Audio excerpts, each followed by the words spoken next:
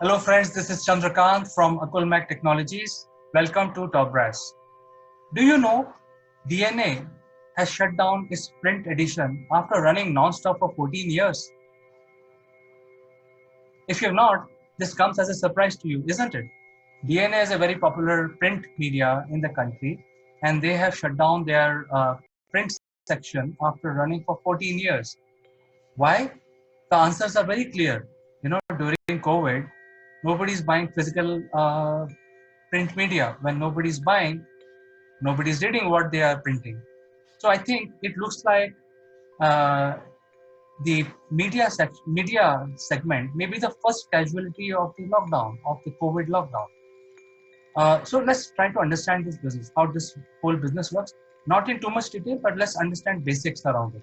So media can be divided into three clear segments, which is entertainment, news, and education.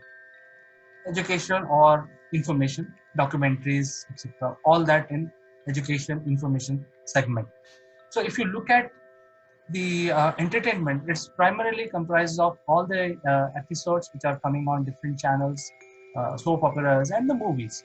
So the segment is the TV radio, which is primarily news and little bit of entertainment happening there as well. And then the online media. So we will discuss all these three segments. Um, and of course, the print media. We will all discuss all these four things together one by one and analyze all of them. So when it comes to films and entertainment, uh, let's broadly divide them into films and serials which are coming on TV. So what happens in the movies? You go to movie theaters and you pay good amount of money. You pay something like $3 to $4 to watch a movie per ticket, and then so many people watch the movie, and then there's $3 $4 to $5 per person. Becomes a huge amount, and that's how the movies make money. They actually have production cost, they also have distribution cost, and then they also have some salaries and stuff, and the profit margin. So they also behave pretty much like any other business with all these different costs associated. They recover the money by selling tickets, which are slightly higher, and then they recover. So if they are producing, the industry itself is producing something like 5 movies, and if an individual watches all 5 movies, he ends up spending something like $20, or in the neighborhood of $20 in a month. So I think for movies, consumers are paying that much amount, but in the COVID season, the movies are also not being made because the artists who have to go to the studio are not allowed to go and work. And so the entire segment of the artists and the workers which are associated with filmmaking are not making any new content. So we will keep this aside for the time being. Let's discuss the print. Obviously, print. So there are in the print there are gossip sections, and then there are news sections. People value the content which is being printed. Some people still like printed material, and they spend their money to buy it. So if there are magazines, there are tabloid, there are newspaper, and so on and so forth. So let's look at the daily, which is mostly newspaper. There are many players. Let's look at India. There are many newspapers, and there are many set consumers for these newspapers. The biggest player is the Times of India, which is Bennett Colony, and they have the largest circulation across India. So what happens is when you buy a newspaper, you only pay 4 rupees. So now you compare, you're willing to pay $5 or something like 250 rupees to 300 rupees for a movie, whereas the value in your mind as a consumer is only 4 rupees for a news publication, and that's what you value, and that's how you pay for it. So this is far below the actual production cost of a newspaper. Now if you see what newspaper comprised of, it comprises of, first of all, the content. It costs them money because there is a whole machinery around bringing the content, the news basically, the photographs, etc. So there is a cost associated with it. Then there is a cost of paper. Then there is a cost of ink. Then there is a machinery cost of printing. Then there is a cost of distribution, and the last mile distribution of basically there is a hawker who actually throws the newspaper in your balcony, in your courtyard, etc. That's how you get your news, and you pay 4 rupees for that content. Now you open the largest publication, which is Times of India. There may be 40 pages because there is a main paper, there is supplement, there is Wednesday edition, there is Sunday edition, there is this and that. So it has a lot of cost associated. So roughly the cost of printing one particular newspaper would be about 40 to 50 rupees total, considering the salaries and considering distribution, considering all the raw material and machinery, running costs, etc. Whereas you just pay 10 times less than what it costs. So how this industry make money? In movies, you actually pay hard currency. When it comes to the print media, how do you make money? As a business house, you actually go and find sponsors, and then you make sponsors to pay very high amount, and the sponsors literally subsidize the consumer of the print media, subsidize salaries, subsidize the running cost, and also profit margins. So the sponsors pay a lot and the consumers pay hardly anything. So that is the nature of that business. Now, when it comes to print, there are some publications which are selling more than the Times of India in terms of per unit cost. So some newspaper may be more expensive. Some newspaper may be 15 rupees. Some illustrated weekly magazine may be about 20, 25 rupees. And their whole strategy is to ensure that the consumer base value their content. And that is why they pay more to buy the content. And the largest publication is Times of India, which rely mostly on the sponsors. So if you just compare this industry, 80% of the media, print media business is controlled by the biggest guy, which is Times of India, and 20% is controlled by rest of the other guys.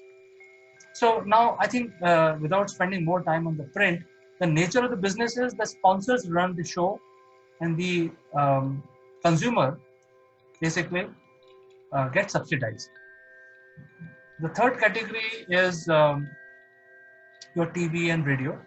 There also the sponsors plays a major role. So you make a program, your episode, and you try to get your consumer, which is the viewer in this case or listener, tied to your program. So the whole trick is to get consumer hooked on to your content, and that is what it drives the whole consumer psychology. Also the sponsor psychology. So sponsors, to address this consumer base, will be willing to pay as much as you are asking for it. So here the consumer pay per channel cost on a monthly basis, which is like few rupees, like a 10 rupees or 20 rupees per channel, where you get to see all kinds of program. So your cost per program may be about less than 10 paisa, you never know, or 50 paisa. So the whole business is again driven by the sponsors in this case. Now the last category is online. So we'll discuss this after some time. So the true power of the media business lies in the consumer base and the circulation.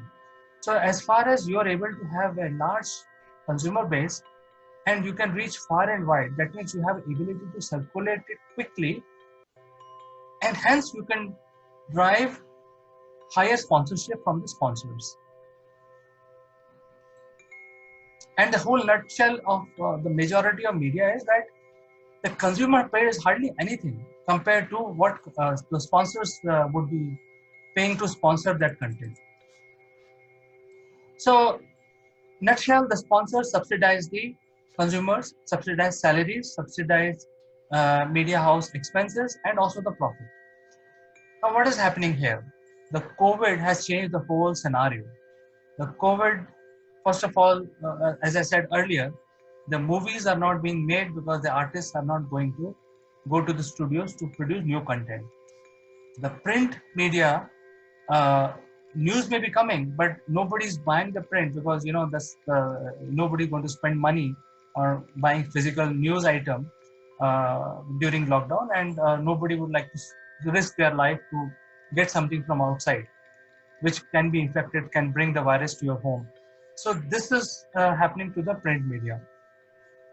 One segment which is doing very well is online.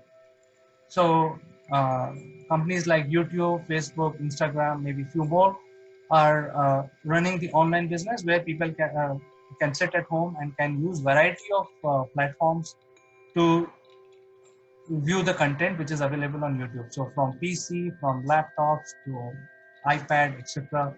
Variety of platforms can be used to access this platform. So now let's discuss about the online medium. When it comes to, as I said earlier, when it comes to print and other things, you hardly pay anything. But when it comes to online, you pay nothing to access the content. So when the sponsors realize that most of the people now are glued on to uh, the online medium, it is but natural for the private companies to pull their sponsorship from the other segments which are not doing too well. They are not able to circulate or create a stickiness to the consumer base during COVID season or beyond. We don't know how long this will last. No new movies, no print media is being purchased by anyone. So the sponsors find it very easy to pull the sponsorship out from these media and concentrate on the online media. But look at the difference here. The online medium, the consumer do not pay anything. And there is an opportunity for the sponsors to sponsor the content now, big time in online. So the whole paradigm shift is happening now where the sponsors who drives the media business, majority of media business anywhere in the world are moving to online media, but the consumer do not pay anything for their content. So I think the world is moving towards recalibration where the consumer will have to value the media that they want to see very soon. I think the shutting down of DNA print media is an indication of what is going to happen now. So I am just analyzing the situation where people will start charging for the media that they want to see on YouTube, Facebook, and Instagram. Very soon, this whole will become a reality where the content will be sold uh, just like a news item, just like a tabloid.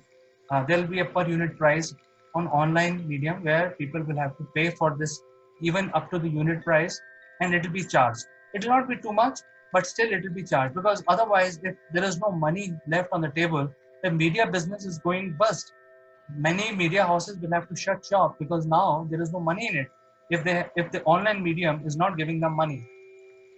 So how they can sustain their expenses, how they can sustain their operations. So very soon the next change would be in the media segment where the online will become a major distribution platform. Companies like Facebook, YouTube, Instagram will behave like an aggregator of the content, and consumers will have to pick and choose what they want to see. There will be more packaging on the online where consumer pay for that uh, a handsome amount of money to get access to that content. It could be the school program related to education, it could be entertainment, it could be news, it could be movies. So it is already beginning to happen with Netflix and Prime coming out in a big way. A lot of movies are being launched on Netflix and Prime. Similarly, the YouTube, Facebook will have to enhance their offerings, enhance how the media houses will make money. Because right now the online business in terms of commercial value is very, very low. The media, the content providers are getting very, very little, the payments are very, very minuscule. They are not making any money. And the aggregators are not paying them enough. So the biggest challenge is how do we get sponsors which are not paying for the TV right now. They are not paying for the print, and majority of these sponsors will have to find their audience on online. So this is my analysis, and this is some uh, industry level changes which are visible, and I thought I'll bring to you. Dear viewers, please share your thoughts, share your comments. I'll be more than happy to respond to you as much as possible. So see you next time. Until then, bye bye.